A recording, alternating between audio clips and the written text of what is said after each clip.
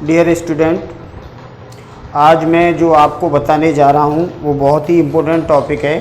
बिंदुपथ, locus जिसको हम English में बोलते हैं।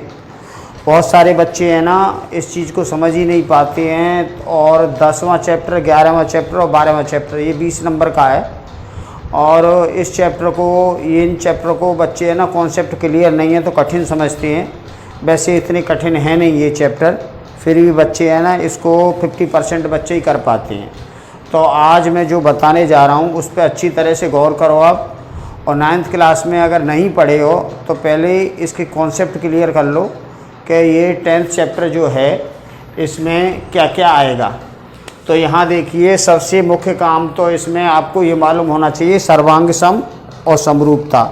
देखो, समरूपता का यूज है ना वो तो 11th चैप्टर में होता है, तो समरूपता को तो हम 11th चैप्टर से पहले बताएंगे। और सर्वांग सम का यूज कॉन्ग्रेट जो होते हैं ना, सर्वांग सम और एसिपिसिटी, इसका यूज इसके अंदर होता है। तो इसमें बताते हैं हम सर्वांग सम के 4 नियम होते हैं। 4 नियम के अकॉर्डिंग सर्वांग सम सिद्ध करते हैं। तो एक तो नियम होता है, जैसे सर्वांग सम है ये, तो सर्वांग सम के 4 नियम होते हैं। पहला होता है एस एस एस, यानी भुजा भुजा भुजा, भुजा भुजा भुजा। एक नियम तो ये होता है सर्वांग सम, मतलब सर्वांग सम सिद्ध करने के लिए। दूसरा नियम हमारे पास होता है S A S, S A S, यानी भुजा कोण भुजा।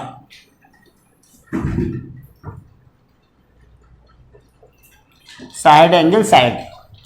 और इसके बाद थर्ड नियम होता है A S A, angle side और एंगल। ये होता है कोण भुजा और कोण, कोण भुजा कोण, ए एस ए। और चौथा होता है R H S, R H S. R H का मतलब ये समकोण त्रिभुज, समकोण और कर्ण और भुजा, समकोण कर्ण और भुजा। इन 4 नियम के अकॉर्डिंग हमें ना इसको सर्वांग सम को सिद्ध करते हैं। अब सर्वांग सम का मतलब ये है कि ऐसी 2 आकृति जिनको एक आकृति को दूसरे के ऊपर रख दें तो पूरा पूरा ढक ले। ऐसे 2 त्रिभुज जिनको एक जो बिल्कुल सेम हो, एक को दूसरे के ऊपर रखें तो पूरा पूरा कवर कर ले, कोई भी चीज़ शेष न बचे, तो सर्वांग सम होता है। सर्वा अंग सम, यानी सभी अंग समान, इसकी सभी भुजाएं एक जैसी हों, सभी कोण एक जैसे हों, वो सर्वांग सम होते हैं। ठीक है, इन नियम से हम सिद्ध करते हैं। जैसे सपोज दैट, जैसे हम पे 2 त्रिभुज हैं, एक है ए बी सी और दूसरा त्रिभुज है हमारे पास पी क्यू आर। तो ऐसे एस एस एस का यूज कैसे होता है वो देखो। तो ये मान लो सपोज दैट ए बी है ना, ए बी भुजा, ये ए बी भुजा तो हो पी क्यू के बराबर, और बी सी है ना वो हो क्यू आर के, और ए सी है ना वो हो पी आर के। ये भुजा इसके बराबर और ये वाली भुजा इसके बराबर है और ये वाली भुजा इसके बराबर है। तो ये दोनों त्रिभुज कैसे हैं? सर्वांग सम हैं।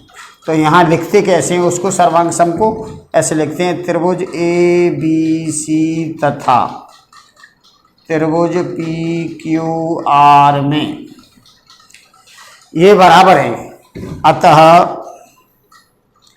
त्रिभुज ए बी सी ये सर्वांग सम होगा पी क्यू आर के। ऐसे एस एस एस को जैसे 2 भुजाएं दे रखी होती है तो ऐसे प्रूव करते हैं। अब ऐसे ही 2 त्रिभुज है हमारे पास, एक है ए बी सी और दूसरा है पी क्यू आर। इसमें क्या है, एक 2 साइड मान लो ए बी है ना, ये ए बी साइड है ना, ये पी क्यू के बराबर है, और बी सी है ना, ये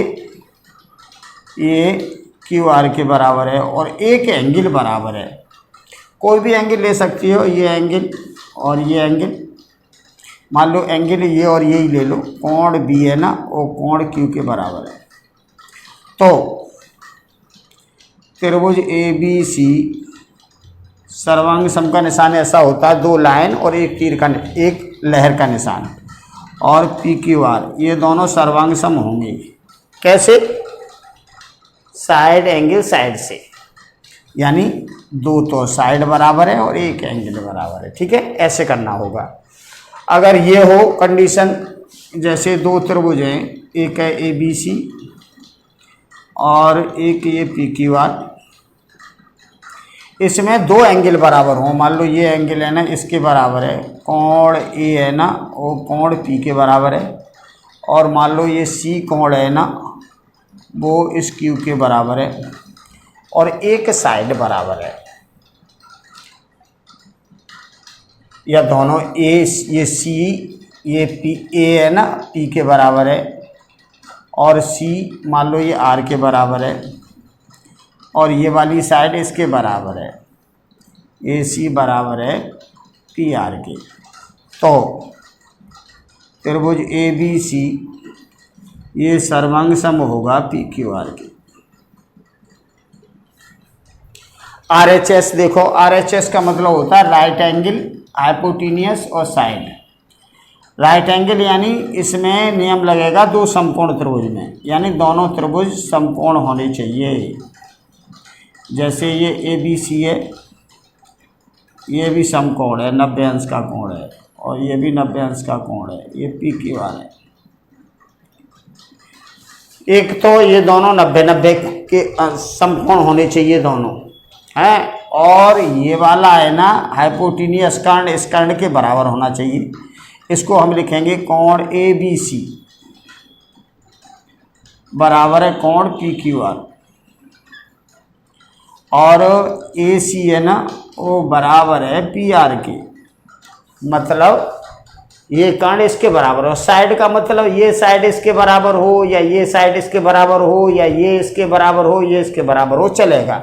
इसमें से कोई भी हो, ए बी बराबर है ना ओ क्यू आर के हो, यानी ये वाली साइड है ना इसके बराबर है, और ये कर्ण बराबर है, और 90 अंश का कोण बराबर है। तो त्रिभुज ए बी सी ये सर्वांग सम होगा पी क्यू आर के। देखो सर्वांग सम सिद्ध करने के ये 4 नियम हैं। ठीक है, अब तुम कहोगे सर सीपीसीटी क्या होता है? बच्चों, बहुत सारे बच्चे हैं 10th क्लास में हम ये चीज़ बताते हैं तो बाई सीपीसीटी लिखते हैं, बाई सीपीसीटी तो समझ में ही नहीं आता बच्चों की में बाई सीपीसीटी क्या होता है। तो सीपीसीटी की फुल फॉर्म क्या होती है? CPCT corresponding part of congruence triangle, यानी दो करस्पॉन्डिंग पार्ट संगत भाग, कॉन्ग्रुएंस ट्रायंगल यानी दो सर्वांग सम त्रिभुज के संगत भाग। सीपीसीटी का मतलब होता है सर्वांग सम त्रिभुज के संगत भाग। सीपीसीटी सर्वांग सम त्रिभुज के संगत भाग। तो इसका मतलब आप ऐसे समझ लो, जैसे यहाँ पे हमें ये मालूम पड़ा भाई ये चारों भुजाएं बराबर हैं, ये तीनों भुजाएं इस त्रिभुज की और इस त्रिभुज की बराबर हैं, तो ये तो हमें मालूम है। अब इसके अलावा जो चीज़ बची है उसको बाई सीपीसीटी में लिख देंगे। तो बाकी ये त्रिभुज के अंदर क्या होता है? त्रिभुज के अंदर 6 चीज़ें होती हैं। कोई भी त्रिभुज हो उसमें 3 तो कोण होते हैं और 3 होती हैं भुजाएं। ठीक है, और इसमें जितने भी नियम लग रहे हैं इसमें 3 चीज़ें है ना हम इक्वल सिद्ध करते हैं। ठीक है, सर्वांग समय। तो बाकी की जो 3 बचती हैं वो बाई सीपीसीटी में आ जाती हैं। तो यहाँ देखिए अब इसमें क्या बचा?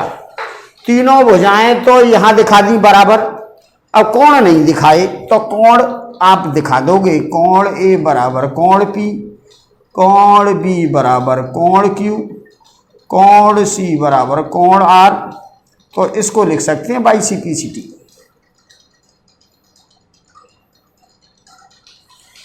अगर ये त्रिभुज सर्वांग समय, ये त्रिभुज इसके सर्वांग समय किस नियम से, बाई एस एस एस से, साइड साइड साइड से ये सर्वांग समय, तो साइड साइड साइड तो इसमें आ गई। अब बाकी के क्या बचे, कोण बचे। ये कोण है ना इसके बराबर है, ये वाला कोण इस कोण के बराबर है, और ये वाला कोण इस कोण के बराबर है। ठीक है, तो बाकी के कोण बचे वो यहाँ बाई सिम्प्लिसिटी में लिखेंगे। सर्वांग सम सिद्ध करने के बाद में बाई सिम्प्लिसिटी का यूज होता है।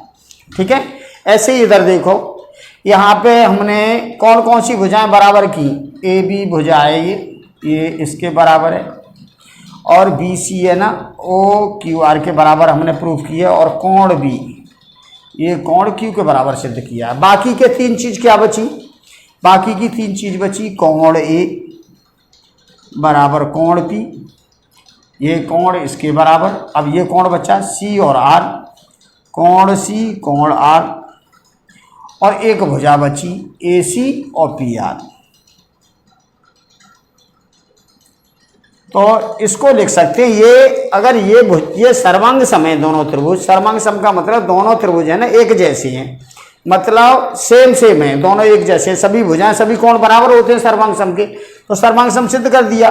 तो बाकी के जो बचे, अब तीन चीज से सिद्ध किया, इससे इससे इससे, बाकी के तीन बचे, मतलब मान लो इसमें यूज किया एक कोण दो भुजा, तो बाकी के दो कोण और एक भुजा जो बचेंगे वो बाई सिम्प्लिसिटी होंगे बराबर। ऐसे ही इधर देखिए, इधर हमने यूज किया है तीनों कोण ना, दो कोण और एक भुजा, हमने भुजा ये वाला इस्तेमाल किया है और दो कोण। अब बाकी के एक कोण और दो भुजाएं बची हैं, वो बाई सिम्प्लिसिटी में आएगा, सर्वांग सम सिद्ध करने के बाद में आता है। ये सर्वांग सम सिद्ध कर देते हैं ना, तो फिर इसको लिख सकते हैं हम, तो इसको लिख सकते हैं हम ए बी है ना वो बराबर होगा पी क्यू के, बी सी बराबर होगा क्यू आर के, और ये वाला कोण बचा, इसमें कौन कौन से कोण लिए हैं हमने, ये आर लिया है, अब ये बचा है बी और क्यू, तो कोण बी है ना और कोण क्यू इसके बराबर होगा किससे, बाई सिम्प्लिसिटी।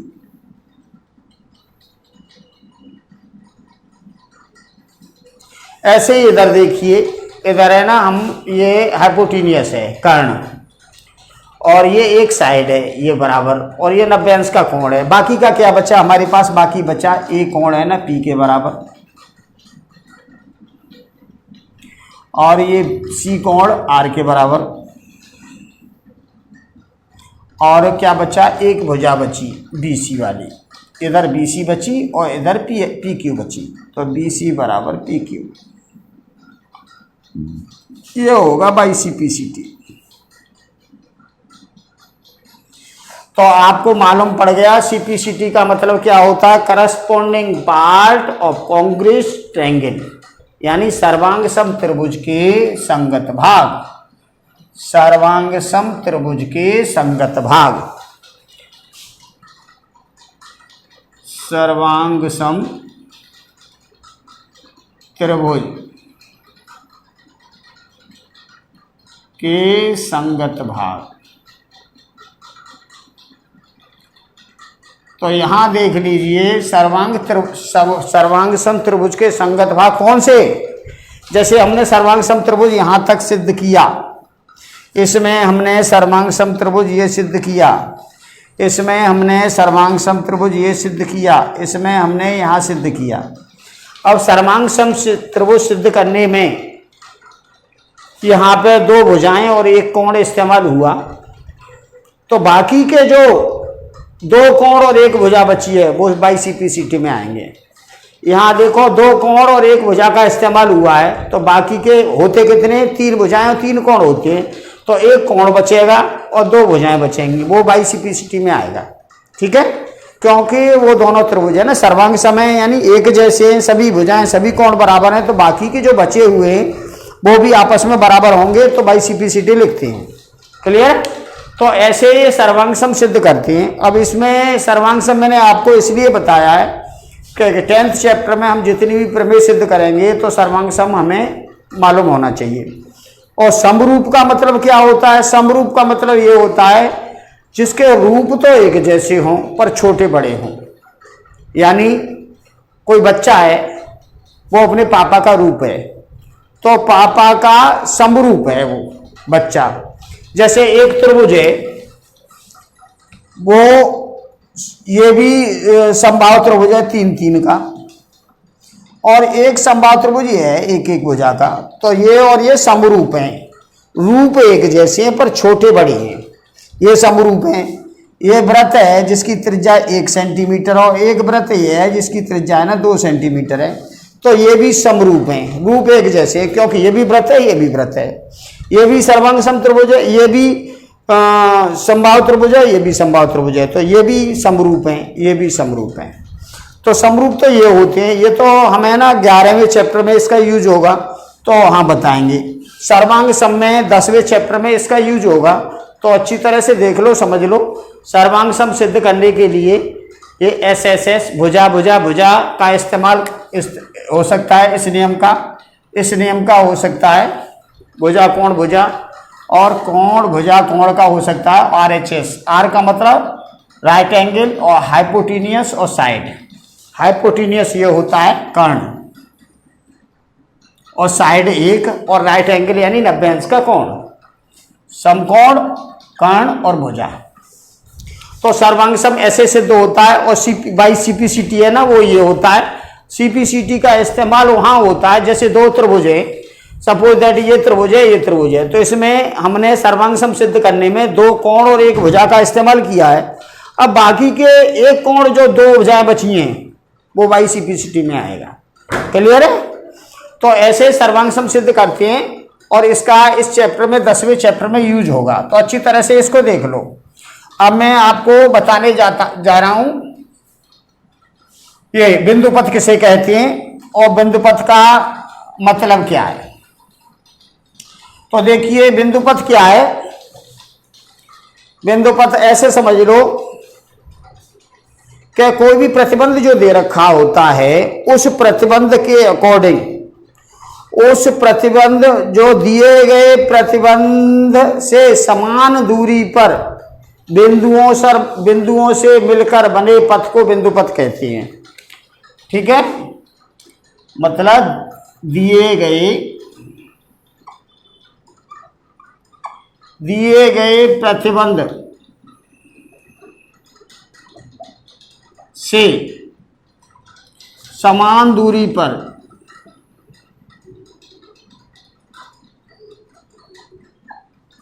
बिंदुओं से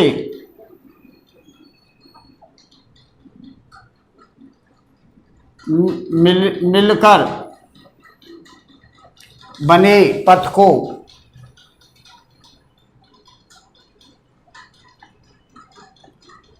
बिंदु पथ कहती है। बिंदु पथ यानी बिंदुओं का पथ, यानी बिंदुओं का रास्ता।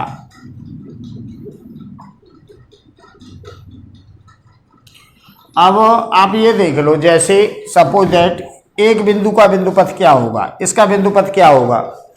तो इस बिंदु से समान दूरी पर, मान लो इससे समान दूरी पे ये बिंदु है, तो यहाँ से फिर समान दूरी पे यहाँ होगा, यहाँ से फिर समान दूरी पे यहाँ होगा, यहाँ से समान दूरी पे इधर होगा, यहाँ से समान दूरी पे यहाँ, यहाँ से समान दूरी पे यहाँ, यहाँ से समान दूरी पे यहाँ, यहाँ से समान दूरी पे ये, यहाँ से समान दूरी पे ये, यहाँ से समान दूरी पे ये और ये। अब इन बिंदुओं से मिलकर जो पथ बना है वो बिंदु पथ है। तो एक बिंदु का बिंदु पथ वृत्त होता है। ठीक है? तो यहां लिखेंगे एक बिंदु का बिंदु पथ। 1 नंबर का क्वेश्चन आ जाता है इसमें ना, 4 नंबर का चैप्टर है ये, तो इसमें एक सवाल 1 नंबर का आता है और एक 3 नंबर का आता है। तो 1 नंबर का तो इसमें से आएगा, एक शॉर्ट क्वेश्चन है, और 3 नंबर का है ना प्रमेय आएगी, या कोई बड़ा क्वेश्चन आ सकता है। तो एक बिंदु का बिंदु पथ, एक बिंदु का बिंदु पथ होगा वृत्त, जो इस बिंदु से समान दूरी पर है। ये सभी त्रिज्याएं हैं, ये त्रिज्याएं, तो इससे मिलकर ये बनेगा वृत्त। एक बिंदु का बिंदु पथ हुआ वृत्त। अब 2 बिंदु का बिंदु पथ, दो बिंदुओं का बिंदुपथ।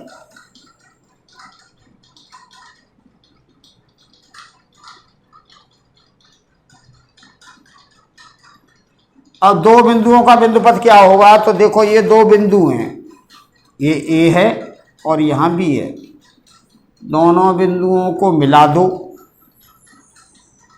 और उसका लंबवर्धक, यानी ये 90 अंश का कोण होना चाहिए और ये दूरी इसके बराबर होनी चाहिए। अब यहाँ से ये दूरी इसके बराबर होगी, यहाँ पे ये दूरी इसके बराबर होगी और ये दूरी इसके बराबर होगी, ये भी बराबर होंगी इधर, ये भी बराबर होंगी इधर। तो बिंदुपथ का मतलब ये है कि दोनों बिंदुओं से समान दूरी पर ये बिंदुओं से मिलके बना है पथ, तो इस पथ को, इस रास्ते को बिंदुपथ कहेंगे। तो दो बिंदुओं का बिंदुपथ होगा दोनों बिंदुओं को मिलाने पर बने रेखाखंड का लंब समद्विभाजक। तो दोनों बिंदुओं पर, दोनों बिंदुओं को मिलाने पर,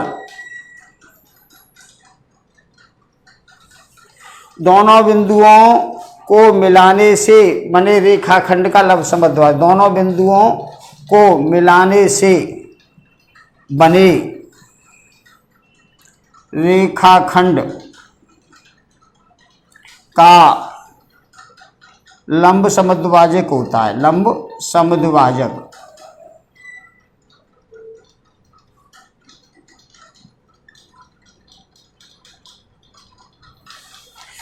दो बिंदुओं का बिंदुपथ दोनों बिंदुओं को मिलाने वाले रेखाखंड का लंब समद्विभाजक होता है। ठीक है, ये एक बिंदु का बिंदुपथ वृत्त होता है, दो बिंदुओं का बिंदुपथ दोनों बिंदुओं को मिलाने वाले रेखाखंड का लंब समद्विभाजक होता है।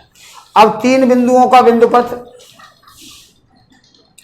तीन असंरेख बिंदुओं का बिंदुपथ,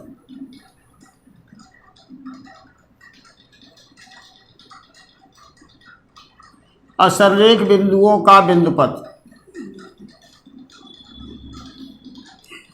तो यहाँ देखिए तीन असंरेख बिंदु, एक यहाँ, एक यहाँ, एक यहाँ है। अब इससे मिला के ये क्या बनेगा, त्रिभुज बनेगा। अब त्रिभुज की भुजाओं का लंबवर्धक का प्रतिच्छेद बिंदु होता है, ये है ना, इसका लंबवर्धक और इस भुजा का लंबवर्धक और इसका लंबवर्धक यहाँ आया और यहाँ से ये तीनों बिंदु समान दूरी पर होंगे, ये तीनों बिंदु समान दूरी पर होंगे। तो तीन असंरेख बिंदुओं का बिंदुपथ होगा, तीनों बिंदुओं को मिलाने पर बने त्रिभुज की भुजाओं का लंबवर्धक, त्रिभुज की भुजाओं के लंबवर्धक का प्रतिच्छेद बिंदु। तो तीन असंरेख बिंदुओं का बिंदुपथ, यहाँ से लिख रहा हूँ, तीन असंरेख बिंदुओं का बिंदुपथ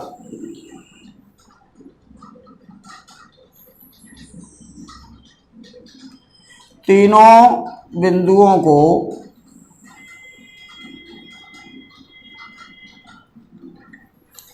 मिलाने पर बने त्रिभुज की भुजाओं के लंबवर्धक का प्रतिच्छेद बिंदु होता है, प्रतिच्छेद बिंदु होता है, जिसे परिकेंद्र कहते हैं, परिकेंद्र कहते हैं। तो अभी मैंने आपको बताया एक बिंदु का बिंदुपथ वृत्त होता है, क्योंकि उस बिंदु से ये वृत्त की जो परिधि है ना, ये समान दूरी पर होगी इस बिंदु से, तो वृत्त होता है। दो बिंदुओं का बिंदुपथ दोनों बिंदुओं को मिलाने वाले रेखाखंड का लंबवर्धक होता है। तीन बिंदुओं का बिंदुपथ, तीन असंरेख बिंदु जो एक रेखा में न हो, असंरेख बिंदुओं का बिंदुपथ तीनों बिंदुओं को मिलाने पर बने त्रिभुज की भुजाओं के लंबवर्धक का प्रतिच्छेद बिंदु होता है, जिसे हम परिकेंद्र बोलते हैं। ठीक है,